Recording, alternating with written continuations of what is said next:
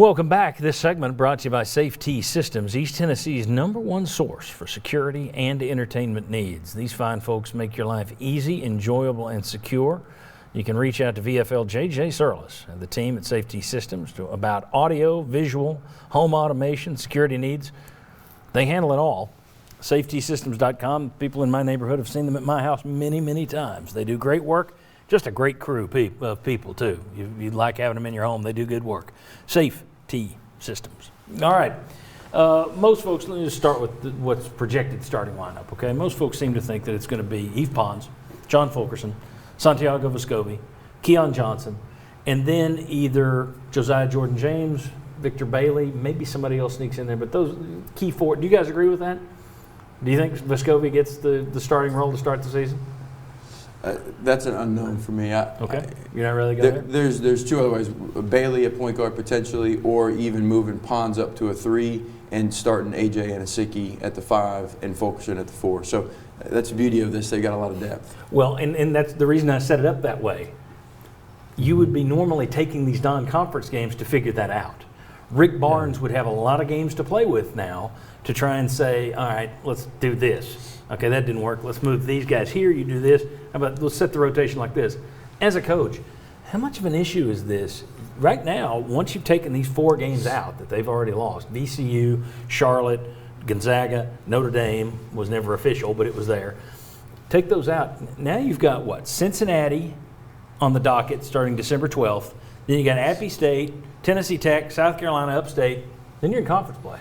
You got 4 games to figure out how big of an issue is that for a coach to only have 4 preseason games before you're into the meat of your schedule, needing to know what your rotations and lineups are. Yeah, and then you add on, usually you have those secret scrimmages where Tennessee was playing Colleges of Charleston or Davidson, some of those other schools, to get some extra reps without the lights being on. I think it's a big deal, but also a lot of coaches and all the programs are dealing with the same thing. The biggest thing that I think from a fan standpoint is there's going to be learning going on. Basketball, we talk about it every year. If you lose a Cincinnati game, it's not the end of the year like it is for football because there's so many more games. That's just going to be part of it, especially with a young basketball team that can go really small or they can play big. They can play depending on the opponent. So there's going to be some of that. I know coaches have some anxiety around not being able to figure that out behind the scenes, but also some of that just when the lights come on. I remember when I first came on campus and I saw Chris Lofton play in practice, I was like, really? That guy's an All-American? And then fast forward to when the lights come on and he's putting up 20 and 25 points consistently. Some guys just are wired differently when the lights come on, and so you'll be figuring some of that out once the season actually gets started. Go ahead. I think it's kind of a double-edged sword because I think if you had a bunch of starters returning and you weren't mixing in a lot of newcomers that brought different things to the table, it probably wouldn't be that big of a deal. But Tennessee is bringing in a lot of newcomers that do bring a lot to the table. So I think it might hurt you with your cohesiveness of finding out what you look like when you go big, when you go small, who fits in here. But the flip side of that I think is a positive, there are going to be games, I am sure, with Tennessee and other people where you're going to be without some people for COVID reasons. And if you've got that kind of depth, that gives you a greater ability to overcome losing some of those players.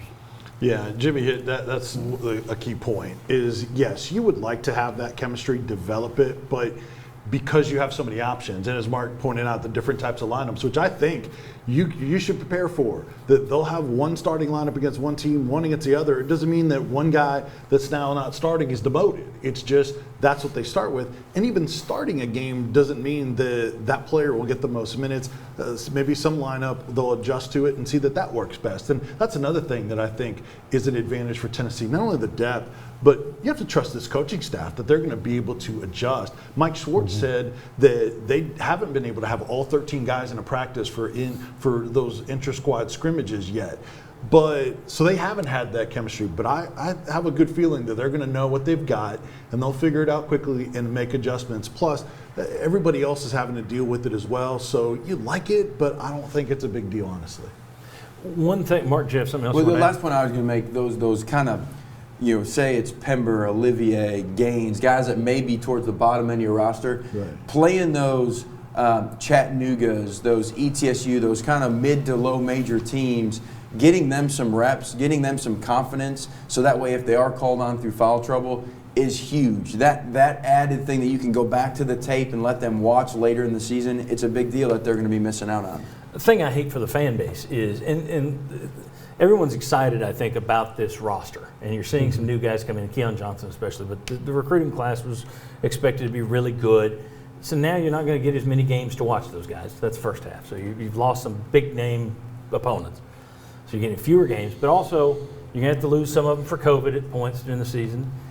And also, the big one, you'd like to have a team, and not all teams do it this way, but you'd like to think that by the time you're in February or March, everybody's starting to round together, starting to gel, starting to get it, starting to play. Now, this is what we do. Now, we've seen years where that doesn't happen, where you start fast and then slow, get it. But you'd like to see that, and I think it's going to be more difficult now because you're having fewer games, in theory at least, for a team to be rounding into form come late February and March, getting ready for tournament time. It's just, and it's true for everybody, but from a fan perspective, it would have been fun for Vol fans to look at this roster and get a normal year out of it. Even though nationally people look at this team and saying Sweet 16, it's a top 16 team, and around here it's more like top 5 team. But still, it would have been nice to have been able to see this bunch all together in a normal year. And especially against the Gonzaga. No one team in the country that's really good. Or Notre and then Dame, going to just for Notre the sake of Dame Thunder, a couple yeah. days later to play. I agree with that. And I still think of that Gonzaga game a few years ago that Tennessee won. Is one of the highlights of watching Tennessee basketball in recent years. So, and you're robbed of that. I thought that would have been a marquee game. Lost what would have been a great trip over to Charleston. You would have Yes. had a ton of Vol fans go over there for that tournament with some good teams in it. It's a really bad break. It really is. And the reasons why Rick Barnes schedules the way he does in non-conference is because he believes it prepares his team for the postseason and the rigors of conference play as well, and you lose out on those opportunities. And I was just looking forward to getting that taste of football out of my mouth with a couple basketball wins. Extend the football season and delay the start of basketball. Very good. When we come back, I want to talk about who's Tennessee's toughest competition in the SEC going to be. And Mark's here. I have to ask him about the Bruce Pearl situation at Auburn. Come on back on the Sports Source.